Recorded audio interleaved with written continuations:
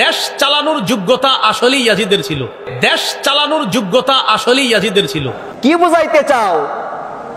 মৌলা হুসাইনের বাবাজান মৌলা আলী, মৌলা হুসাইনের মা ফাতেমা, মৌলা হুসাইনের দাদা খাজা আবু তালেব, মৌলা হুসাইনের দাদি তিনি ছিলেন ফাতেমা বিনতে আসাদ, যার জানাজায় 70,000 ফেরেশতা আল্লাহ নাজিল করেছিলেন।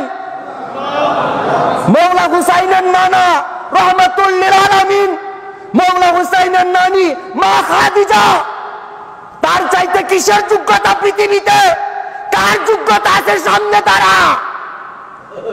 কার যোগ্যতা আছে?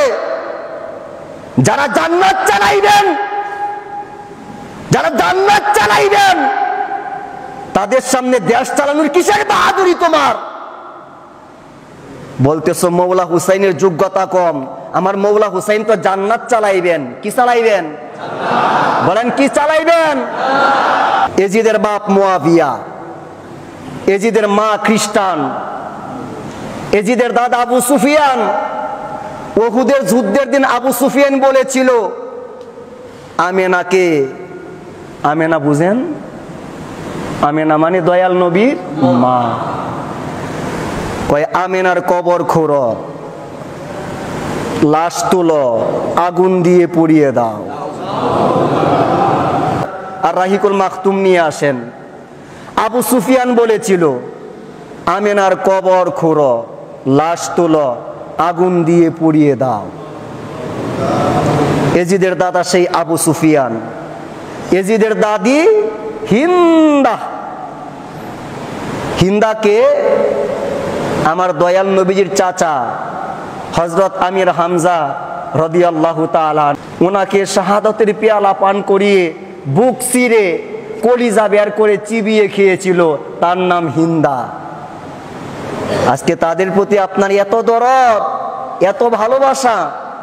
ইমাম হুসাইনের চরিত্র A to Z সার্টিফিকেট দিয়েছেন কে? আল্লাহ। ইন্নামা ইউরিদুল্লাহু লিইউযহিবা আনকুমুর রিজসা আহলাল বাইতি ওয়া ইউতাহহিরাকুম তাতহীরা।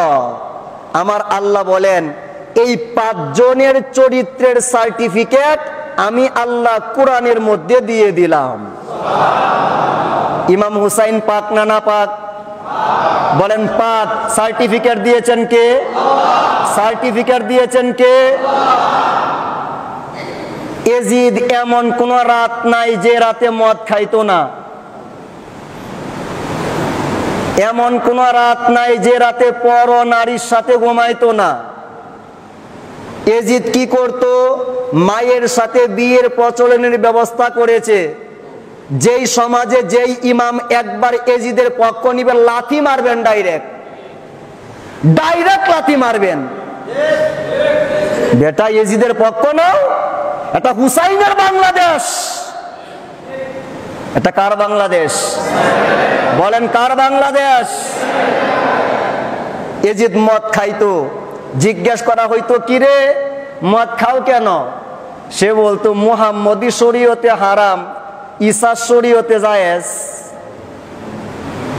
তা আমার নবী শরীয়ত যেই ব্যক্তি মানে না, এই ব্যক্তি কি মুসলমান? কথা বলেন, এই ব্যক্তি কি মুসলমান? না। এজিদের যোগ্যতা তাদের কাছে। এজিদ 3 বছর ক্ষমতায় ছিল।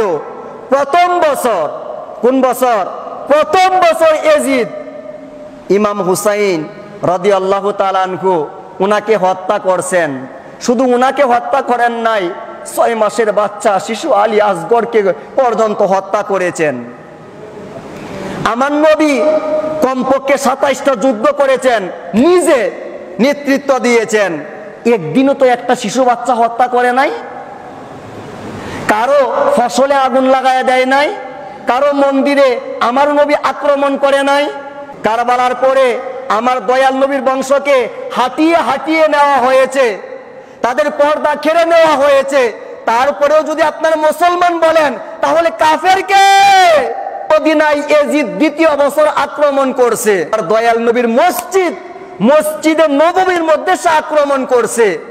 দয়াল নবী যেই মসজিদ প্রতিষ্ঠা করেছেন, যেই মসজিদে উনি নামাজ আদায় করতেন, দয়াল নবী যেই মসজিদের পাশে ঘুমাইছেন, সেই মসজিদে একটানা 3টা দিন আজান বন্ধ করে দিছে, একামত বন্ধ করে দিছে, নামাজ বন্ধ করে দিছে।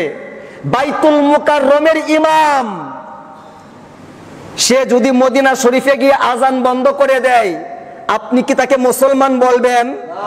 মুসলমান বলার সুযোগ আছে না। তো বাইতুল মুকাররমের ইমামকে আপনি কাফের বলবেন তখন? ইয়াজিদ আপনার বাপ লাগে? ইয়াজিদকে কাফের বলেন না কেন? ইয়াজিদ কি আমার নবীর মসজিদের আজান বন্ধ করে দেয় নাই? ইকামত বন্ধ করে দেয় নাই?